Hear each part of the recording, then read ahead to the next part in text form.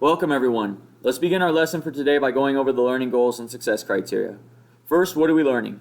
We're learning how to factor a number out of a polynomial in order to simplify the expression, how to recognize a binomial as a difference of squares, how to factor a binomial into a difference of squares, how to factor polynomials with a coefficient of 1 into a product of binomials, how to factor polynomials with coefficients greater than 1 into a product of binomials, how to recognize roots of a quadratic equation as being the x-intercepts of the equation, how to use factoring to determine the roots of a quadratic equation, how to use the quadratic formula to determine the roots of a quadratic equation.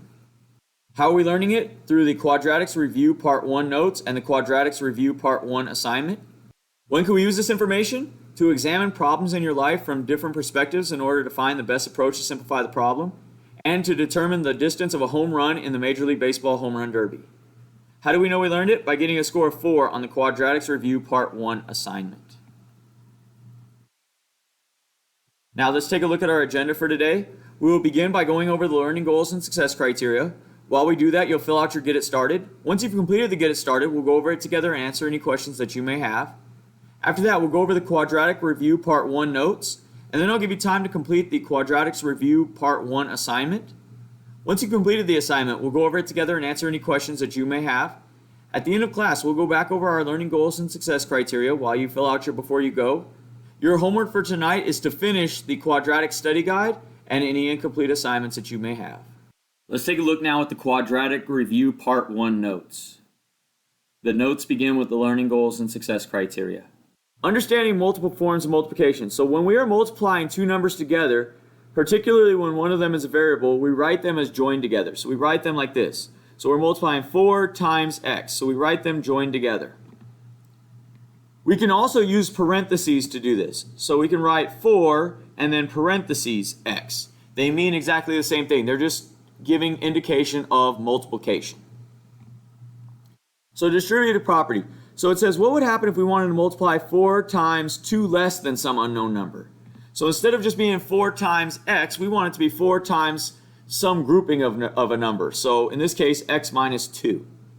So we write it just like this, 4 times x minus 2. The distributive property states that we will multiply 4, so the number outside, by everything that's inside the parentheses. So this becomes 4 times x and 4 times negative 2. And then we can just go ahead and combine whatever terms we can combine at the end. So in this case, we get 4x minus 8. Because 4 times x is 4x, and 4 times negative 2 is negative 8. So then how do we solve something like this? X plus 4 times x minus 2. Well, maybe you heard of this term before, FOIL, which means first, outside, inside, last. So you multiply the firsts and then the outsides, so this one and this one, then the insides, then the last ones. Well, that might be what you've heard in the past, or maybe you haven't, but does it work for all polynomials? So can I do it with this? Now FOIL doesn't really help. So the easiest rule is multiply every term in the first one by every term in the second one. Pretty simple. So we take x and multiply it by x. We take x and multiply it by negative 2. Then that's all it for the x's.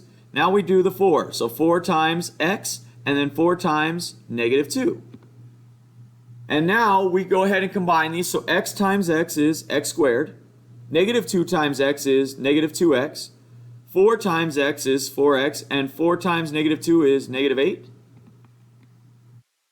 Now we just combine the like terms.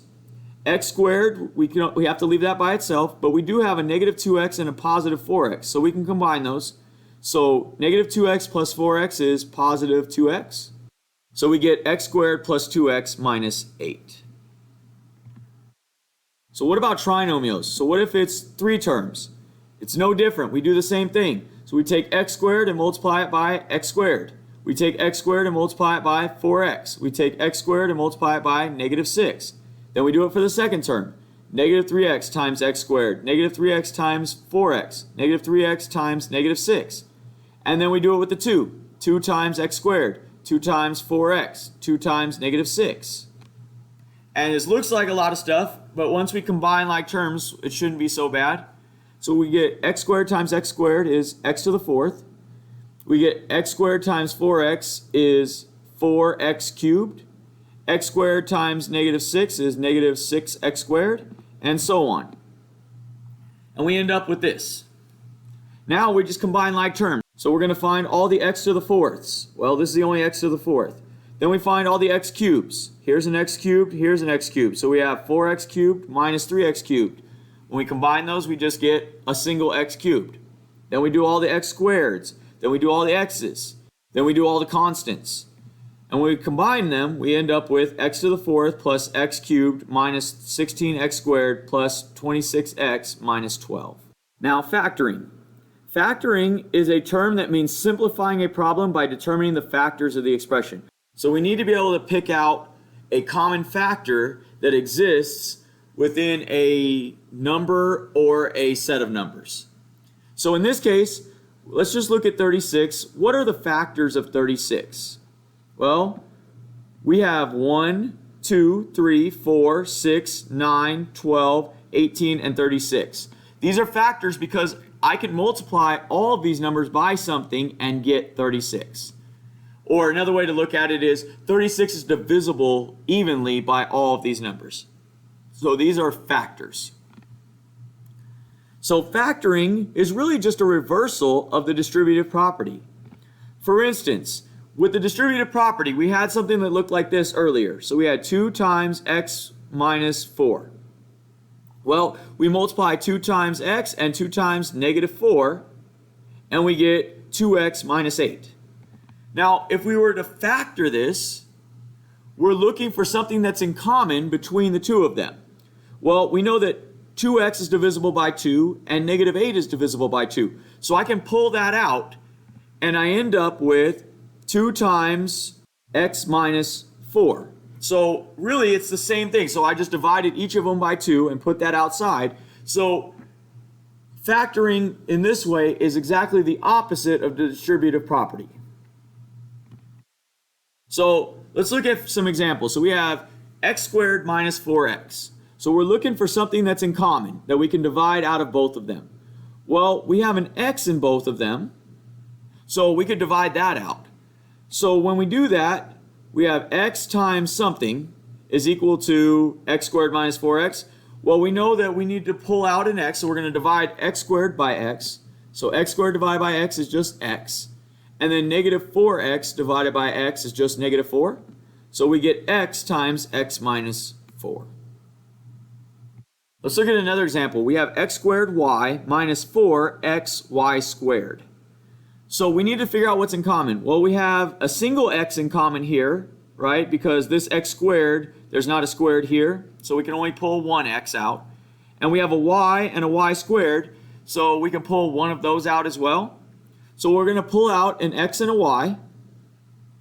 So we know that's what it's going to look like. xy times something is equal to this whole thing. Well, when we divide by an x, we're left with one x here. When we divide by a y, it takes the y away, so it's just 1. So all we're left with here is just an x. And then we have this minus 4, that stays. When we divide by x, the x goes away. And when we divide by y, we get just a single y. So we should end up with xy times x minus 4y. Let's look at another example. We have x squared minus 4. So we're looking for something that's in common. Well, all we have is an x here, and all we have is a constant here. So there's nothing in common there. So there's nothing we can factor out. So it's not factorable. So we just leave it as it is. So this is its most factored form for now. So what is a difference of squares? A difference of squares is subtraction of two terms that are perfect squares. For instance, x squared minus 1. So remember, difference means subtraction, so it's got to be subtraction. And each of these numbers needs to be a perfect square. Well, we know that x squared is the quantity x to the second power, and 1 is just 1 squared. So this is a difference of squares. So this would be an example. So how do we factor a difference of squares?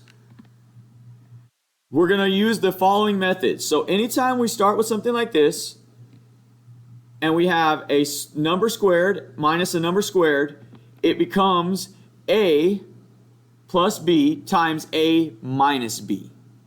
Okay, so it's just something you have to memorize. So a squared minus b squared is equal to a plus b times a minus b. So let's look at an example. X squared minus 4. Well, if we rewrite this, if we put it in this form, this is really x squared minus 2 squared. So when we write that, we would write x plus 2 times x minus 2, and that would be our factored version.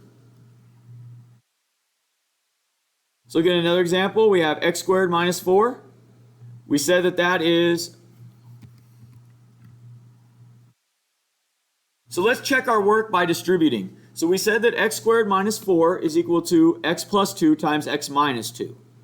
Well, let's go ahead and distribute this and see if it works. So we're going to multiply x times x and x times negative 2, and then 2 times x and then 2 times negative 2. So we get x squared here minus 2x plus 2x minus 4. We combine our like terms, negative 2x plus 2x is just 0, so this becomes x squared minus 4. So we did it correctly. Let's look at another example. We have 25x squared minus 16. Well, 25x squared is really 5x squared, and 16 is really 4 squared. So we can rewrite this as 5x plus 4 times 5x minus 4. And that's our factored version. So again, another example, 25x to the 4th minus 16. Well, we have a power of 4 here, but is that still a perfect square? Well, we know 25 is a perfect square, and then x to the 4th is really x squared squared. So we can go ahead and enter that in. So this is 5x squared plus 4 times 5x squared minus 4. And that would be our difference of squares. Another example, 3x squared minus 12. Well, we can see that 3 is not a perfect square, and 12 is not a perfect square. However, we can see if we can use our method from yesterday as well. So we can see if we can factor out a common factor first. So is there anything in common between 3 and negative 12? Well, we can see that 3 is a factor of both 3 and negative 12. So let's go ahead and factor that out. So 3x squared divided by 3 is just x squared, and negative 12 divided by 3 is negative 4. Well, now we have this 3 here. Now we have a difference of squares inside the parentheses, so we can factor that. So this is really x squared and 2 squared. So this would be x plus 2 times x minus 2. So this becomes 3 times x plus 2 times x minus 2. Now, what is a quadratic? A quadratic is an expression or equation that is of this form: ax squared plus bx plus c. So notice the squared term is here, that we have an x squared, and we have some other x and then some constant. A, b, and c are all numbers, so those are not actually variables. So an example would be 3x squared plus 2x plus 4. That would be an example of a quadratic. So if I asked you to factor this quadratic, x squared plus 5x plus 4, the solution is going to be of this form: x plus m times x plus n, and m and n will be some number. So we need to figure out what numbers need to go in these two spots. And the way we do it is by using the x method. So we're looking at the same question, and here's what we do. We place c in the top. So c is 4, so this goes up here. Then we place b in the bottom. b is the middle number, so this goes here. Now we're going to write out the factors of c. So what are the factors of 4? Well, we have 1, 2, and 4. So those are my factors. Now I need to figure out which two of those numbers are going to multiply to equal 4 and add to equal 5. Well, I have 1 times 4 is 4, And when I add those two together, I also get 5. So I'm going to go ahead and put each of those in each of these sides. It doesn't matter which one goes where, as long as I have 1 and 4 on each side. Then I'm going to place those two values into the solution. So I start with x plus m times x plus n. I'm going to plug 1 in for one of them and 4 in for the other one. So I get x plus 4 times x plus 1. And that would be my solution. Let's look at another example. We have x squared minus 6x plus 8. So same thing, place c at the top. So c is 8, so that goes here. Place b in the bottom, which is negative 6. So that goes there. Then I'm going to write out the factors. What are the factors of 8? Well, I have 1, 2, 4, and 8. Now, which of those are going to multiply to equal 8 and add to get negative 6? Well, remember, these can be both positive or negative. So I'm looking at negative 1 times negative 8 is positive 8, but it's also equal to negative 9. So that's not the answer. What about this one? So negative 2 and negative 4. If I multiply those two together, I get positive 8. And when I add them together, I get negative 6. So that would be my solution. So it's negative 2 and negative 4. So I place those in my x and then add them to my solution, which started as x plus m times x plus n. Well, I'm going to plug in negative 2 for one of these and negative 4 for the other one. So I get x minus 4 times x minus 2. One more example. We have x squared minus 4x minus 12. Well, I place c at the top, which is negative 12. I place b at the bottom, which is negative 4. Then I write out the factors of c. So what numbers multiply to get 12? Well, I got 1, 2, 3, 4, 6, and 12. Now I need to find two numbers that multiply to equal negative 12 and add to get negative 4. So I know in order to get a negative, when I multiply, one of them has to be positive, one of them has to be negative. So one of these has got to get me close to 4.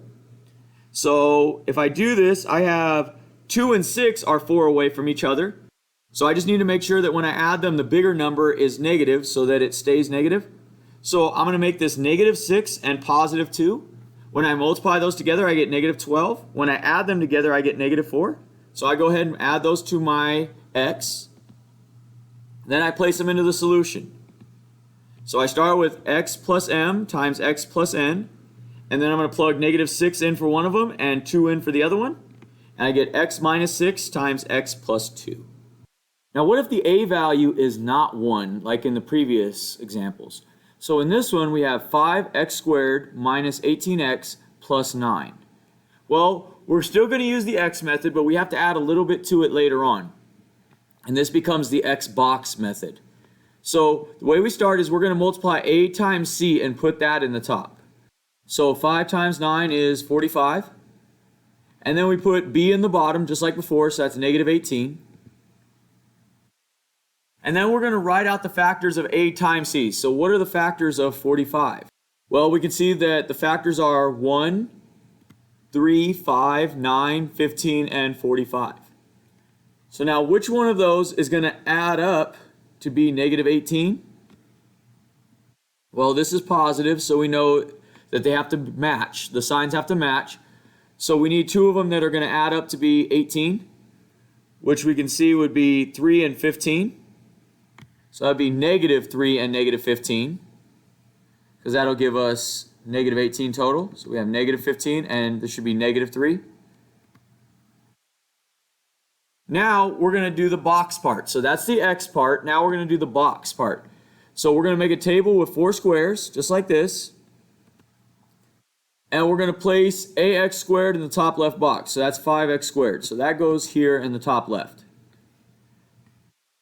Then in the bottom right, we're going to put c, which is 9. So that goes there. Now we're going to place negative 15x and 3x into each one of the boxes. And it doesn't matter which one you place it in. So we'll put negative 15 there and 3x here. Now we're going to factor out what we can, trying to find a common factor. So between 5x squared and 15x, there's a 5x in common. So that's what we would factor out. So we'll go ahead and just put it at the top of the box.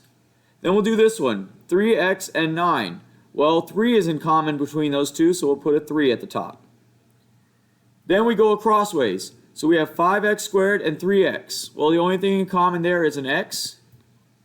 And then 15x and 9. Well, we have a 3 in common there.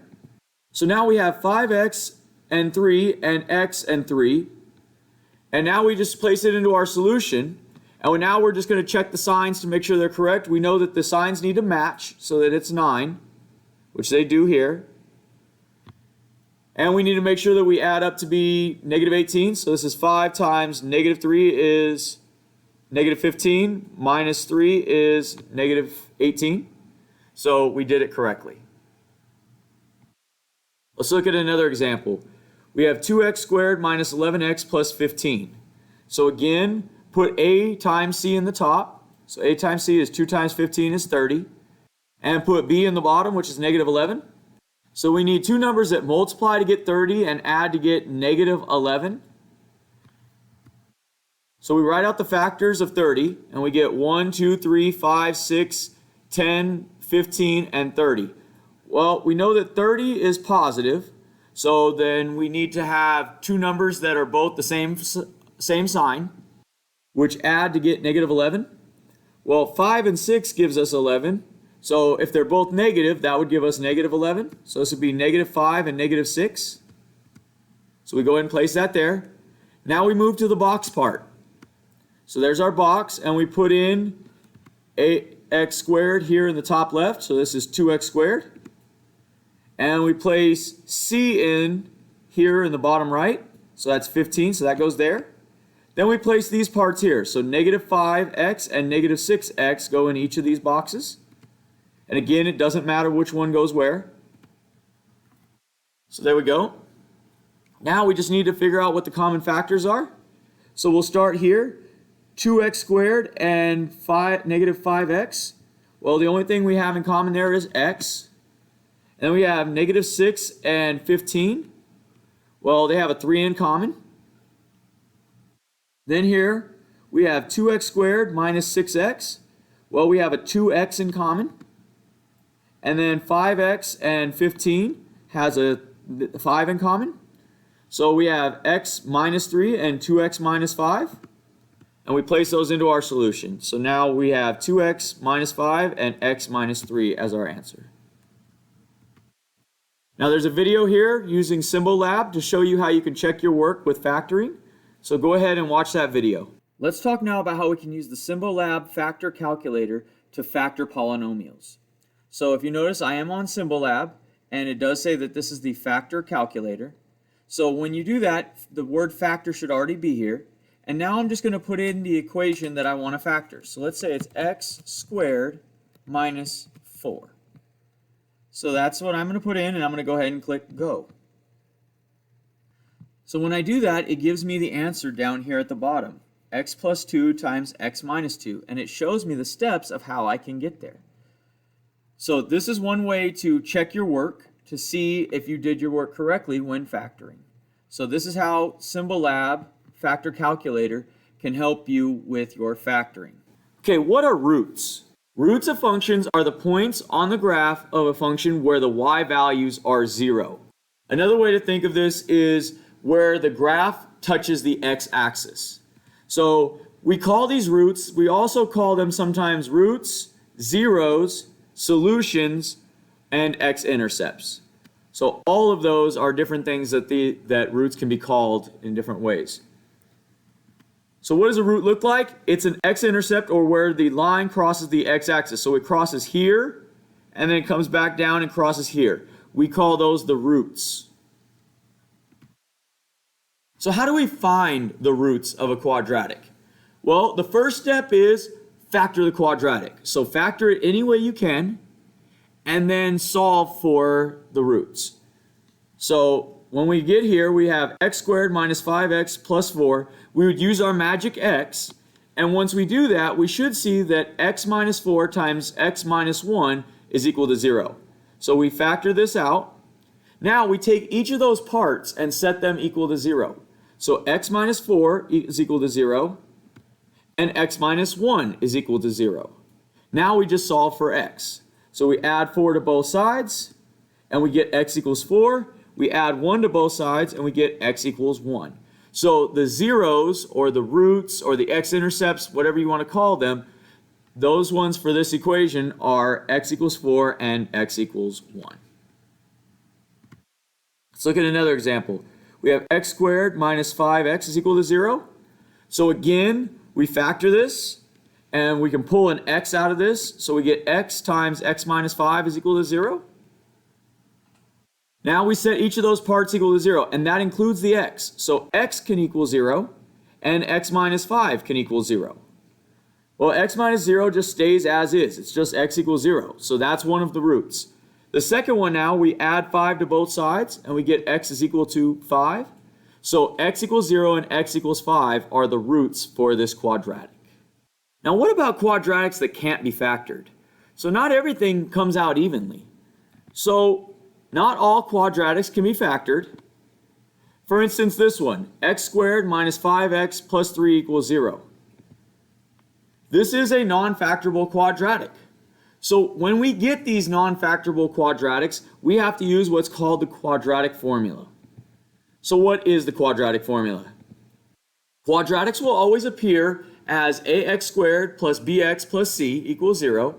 And from that, we can create the quadratic formula, which says this: x equals negative b plus or minus the square root of b squared minus 4ac all over 2a. So let's take a look at an example of how that works. First thing we need to know before we get started, though, is what is the discriminant? The discriminant is the part under the square root. If the value under the square root is positive, then we have two roots. And if the value under the square root symbol is negative, there are no roots. So that's why we call it the discriminant, because it discriminates here against negative roots. So if it ends up negative, then we know we don't have to do any other work. It's no solution.